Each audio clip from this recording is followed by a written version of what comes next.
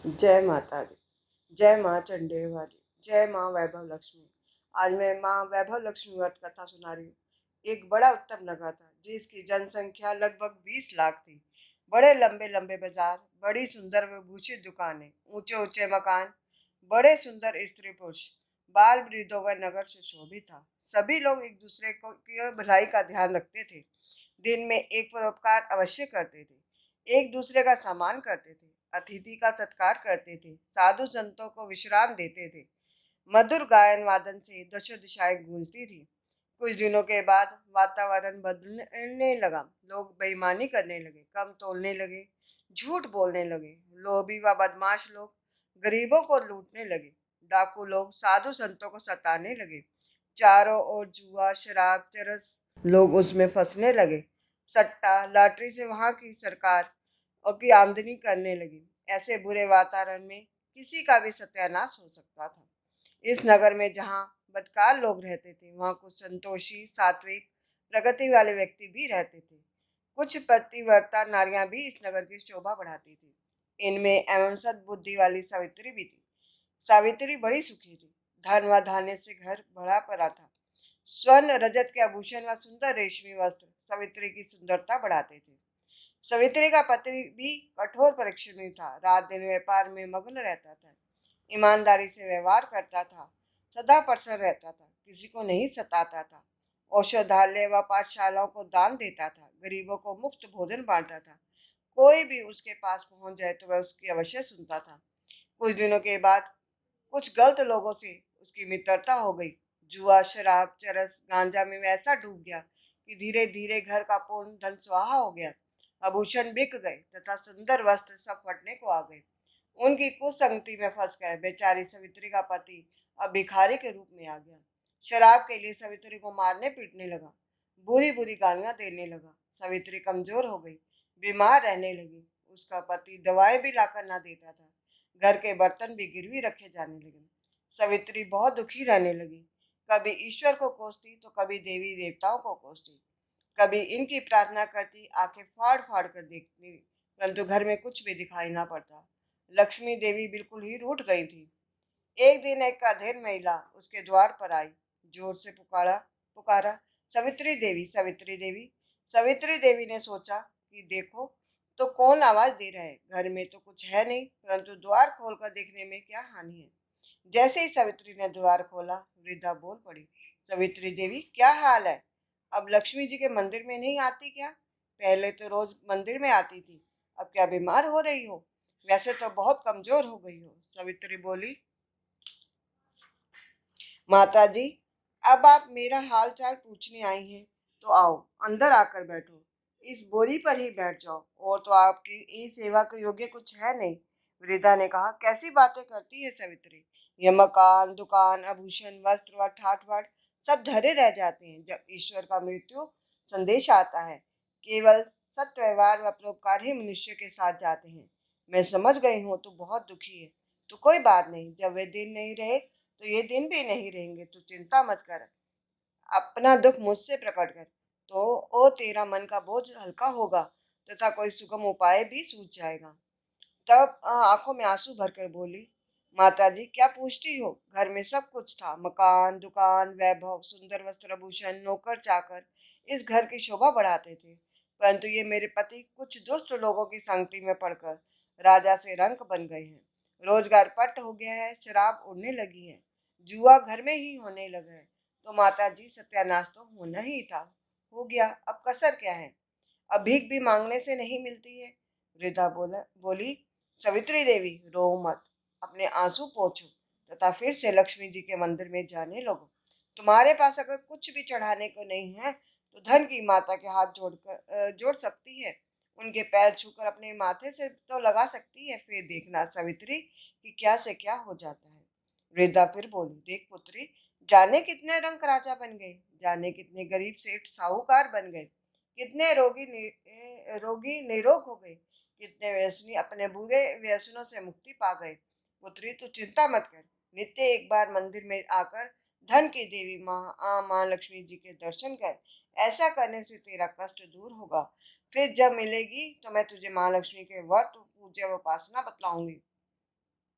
श्रीमती सावित्री देवी जी श्री लक्ष्मी जी का मां मंत्र जपने लगी। खाते पीते, उठते बैठते, सोते जागते श्री मां लक्ष्मी नमो नमः का मुख्य मंत्र ही दिन रात उच्चारण करती रही। एक सप्ताह में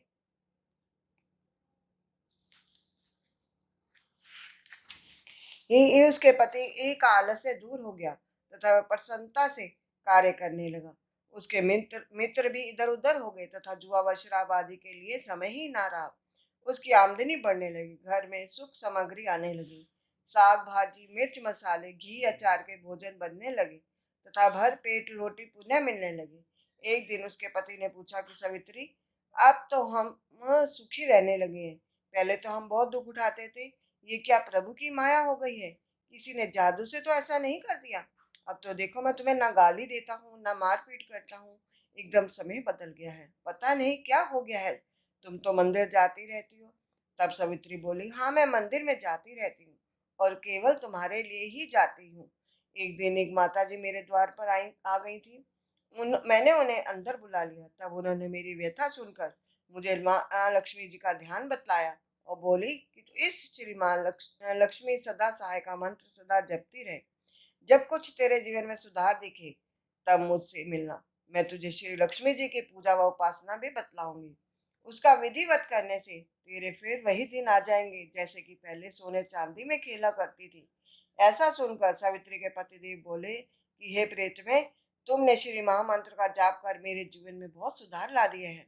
हाँ, उन माता जी की खोज करो, उनसे मिलो जिन्होंने श्री लक्ष्मी जी की पूजा व उपासना का को विधिवत बतलाने का वचन दिया है।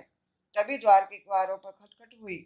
सावित्री ने आकर द्वार खोला तो देखा कि वे वृद्धा द्वार पर खड़ी है तथा बड़ी प्रसन्न मुद्रा में है।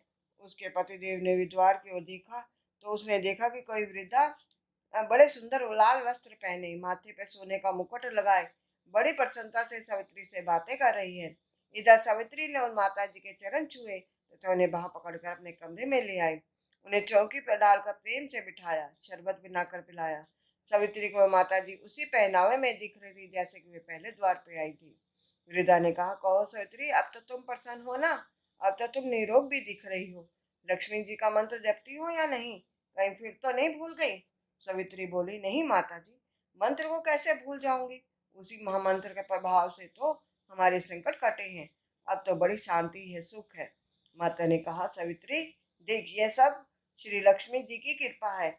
इनके मंत्र में ही अपार शक्ति है। फिर पूजा व उपासना की बात ही क्या है? सावित्री बोली, हाँ माता जी, मुझे याद आ गया है कि आपने मुझे श्री महालक्ष्मी जी की पूजा व उपासना के विषय में बतलाने को कहा था। सो अब हम पहले से बहुत सुधार में हैं तथा दो समय की रोटी बड़ी खुशी से भरपेट मिल रही है। माता ने कहा, अरे पगली, तो फिर वैसे ही हो जाएगी जैसे कि पहले गरीबों को खाना पटवाया करती थी। अब सुन, मैं तुझे श्री माँ लक्ष्मी जी की पूजा व उपासना का वर्णन करती हूँ, तो ध्यान लगा कर सुन। ये पुत्री, कई पखंडी कहते हैं कि सोने गहनों की हल्दी कुमकुम से पूजा करो, बस हो गया व्रत। परंतु ऐसा नहीं है। कोई भी व्रत जब तक विधि पूर्वक नहीं किया जाता उसका फल नहीं मिलता। वैसे घर में यदि सोना गहना हो तो उसकी शास्त्रीय विधि से पूजा उपासना करनी चाहिए। माँ लक्ष्मी का व्रत शुक्रवार को किया जाता है। प्रातःकाल जल्दी उठकर स्नान करें। हर समय मुंह में जय माँ लक्ष्मी का उच्चारण ही हो। व्रत आरंभ करते समय यह संकल्प भी ले कि मैं इस व्रत को 7, 11, 21, 31, 51 तथा 101 शुक्रवार तक करूंगी। प्रारंभ में थोड़ी अवधि का ही संकल्प लें। यदि इस अवधि में मनोकामना पूर्ण ना हो तो व्रतों की संख्या बढ़ा देनी चाहिए। किसी की चुगली नहीं करें। सायंकाल पूर्व दिशा की ओर मुंह करके आसन पर बैठे और माँ लक्ष्मी की मूर्ति की या चित्र किसी ऊंचे स्थान पर रखकर उसके आगे चावलों की छोटी सी ढेरी लगाए। एक खुली प्लेट में सोने अथवा चांदी के जेवर रखे। चांदी के भी जेवर नहीं हो तो रुपए रखे। चावल की ढेरी पर एक मिट्टी का अथवा चांदी का से या तांबे का कलश रखकर कलश पर इस प्लेट को रख दे तथा उसके पास ही ताम्रपत्र अथवा चांदी पर अंकित श्री यंत्र को स्थापित करें। यदि तांबे अथवा चांदी का श्री यंत्र ना हो तो कागज पर मुद्रित श्री यंत्र को भी रख सकते हैं, क्योंकि वैसे तो माँ लक्ष्मी का अनेक रूप है परंतु इन सब की नींव श्री यंत्र है। अतः है वैभव लक्ष्मी पूजन करते वक्त सर्वप्रथम श्री यंत्र और लक्ष्मी जी के विधि रूपों को सच्चे मन से दर्शन करें। यंत्र तथा कलश की स्थापना के पश्चात जल, रोली, चंदन, चावल, फूलों से यंत्र कलश तथा सोने चांदी का पूजन करना चाहिए। अगरबत्ती जलाकर धूप देनी चाहिए तथा श्री यंत्र के पास ही दीपक जलाए रखना चाहिए। इसके पश्चात लक्ष्मी शतमन का पाठ करना चाहिए। बतासे अथवा शक्कर तथा 5 प्रकार के फलों से भोग लगाना चाहिए। आटे को घी में भूनकर तथा उसमें चीनी मिलाकर तैयार की गई पंजीरी का भी भोग लगाना चाहिए। पूजन करते समय अतः अंत में माँ लक्ष्मी का इस प्रकार से ना करनी चाहिए, हे माँ वैभव लक्ष्मी, तुम्हारे अनेक रूप हैं। आप ही सारे विश्व में सुख प्रदान करने वाली हैं। आप ही विष्णु पत्नी हैं। जहाँ आपका वास होता है वहां पर कभी भी दुख नहीं आता है। मैं आपके यथाशक्ति भक्ति भाव से पूजन तथा व्रत करती हूँ। अब आप कृपा करके मेरी मनोकामना पूर्ण कर दें। मैं आपकी शरण में हूँ। मुझ दीन पर दया करें माँ। जय माँ लक्ष्मी। जय माँ वैभव लक्ष्मी। अंत में दीपक द्वारा लक्ष्मी जी की आरती करनी चाहिए। इसके पश्चात घी, आटे और चीनी को भून कर बनाया गया प्रसाद, जिसमें केले भी काटे हों, माँ लक्ष्मी जी की आरती के पश्चात प्रसाद के रूप में लोगों को बांटे। यह व्रत निरंतर 11, 21 या 31 शुक्रवार करने का दृढ़ संकल्प माँ के सामने करें। सूर्यास्त होने के पश्चात माँ की उपासना करके प्रसाद वितरण के पश्चात आप स्वयं भी प्रसाद व भोजन ग्रहण करें।